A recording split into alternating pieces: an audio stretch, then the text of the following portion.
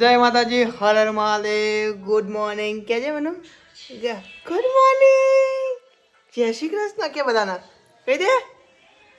ચાલો તો જઈએ અત્યારે કલોલ જવું છે ઘઉં લેવા.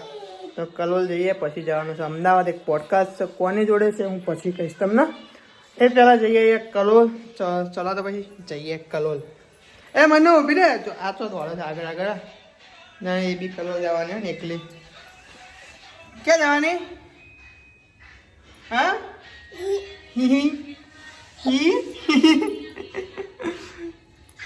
ચાલો ચાલો ચાલો. કલોલ માર્કેટમાં આવી ગયા છીએ. Market yard, Kalol market yard. કલોલથી ઘરે આવી ગયો છું. હવે થોડું કામ છે, કામ પતાવીને એડિટિંગનું, અને પછી જવાનું છે અમદાવાદ. થોડું વહેલા નીકળવાનું છે, એટલે હજુ પાછું વ્લોગ બી એડિટ કરવાનું છે. એટલે એડિટ કરીને પછી હું નીકળીશ. તો પહેલાં કાંઈ કામ પતાવી દઈએ પછી નીકળીએ.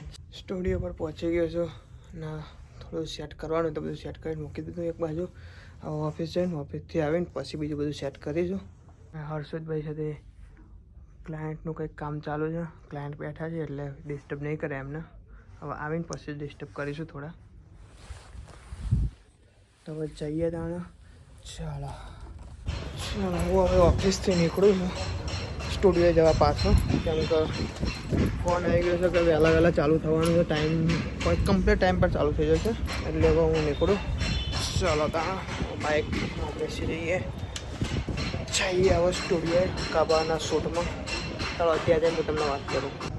આજે અમારો શૂટ છે હક્કાબા, જે ડાયરો ને એવું કરતા હોય છે એમની જોડે. આજે અમારો શૂટ છે ડાયરો, એટલે પોડકાસ્ટનું શૂટ છે, ડાયરાનું નથી, પોડકાસ્ટનું શૂટ છે.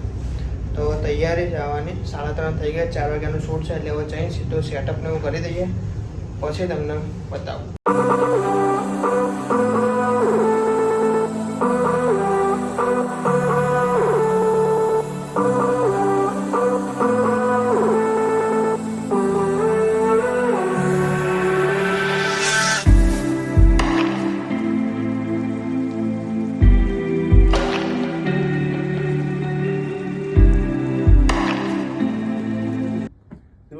દઈ દેવું પડે આપણે, એટલે બહુ ટાઈમ નહીં કરે પણ દઈ દેવું પડે. આ નુકસાન એક છે, ફાયદા અનેક છે.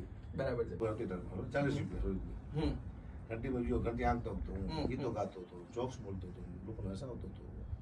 તો મને એમ થયું કે સારો એવો ટોન છે ગળામાં, ઉપયોગ કરીએ આપણે. એકવાર સ્ટેજમાંથી ઉપયોગ કર્યો, ચાલી ગયું ભાઈ. એક પહેલી વાર જ્યારે ઓપોર્ચ્યુનિટી મળી તમને સ્ટેજ પર, એ કેવી રીતે મળી હતી? ડોક્ટર જેવું કામકાજ છે. પ્રમોદભાઈ મને મોકો આપ્યો છે લોકોને હસાવવાનો. લોકોને હસાવું છું અને મારું ઘર વસાવું છું. ક્યાં હોય કદાચ, હોય તો ખ્યાલ નથી, હોય ન હોય. કોઈક સમાજમાં મારાથી કે બોલાઈ ગયું હોય, કોઈ જોક્સ બોલાઈ ગયું હોય, કે થઈ ગયું હોય તો મન દુઃખ હોય, પણ મારો દુશ્મન નહીં કે હકા મને પાડી ફાડી દે, ગાળું દે, એવું કઈ છે નહીં. એ કૃપા છે મારી.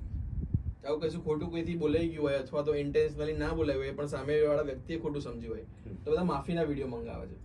તમે ક્યારે માફીનો વિડીયો ઉતાર્યો છે? નહીં, બિલકુલ નહીં. હું તો કહું છું, હું તો તૈયાર છું ભાઈ. મારું કે ભૂલ હોય તો આપ મને કહો, માફી માંગી લઈશ. હક્કાબા ગઢવી જોડે મસ્ત રીતે પોડકાસ્ટ ને બધું પતાવીને આવી ગયો છું. અને અમારી ચકલી જોવા, જો અમારે રમકડા રમતી હતી, બધું મને આપતી હતી ત્યાંથી.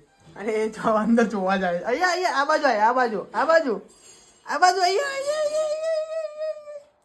જો આ છે ને, જો આઈ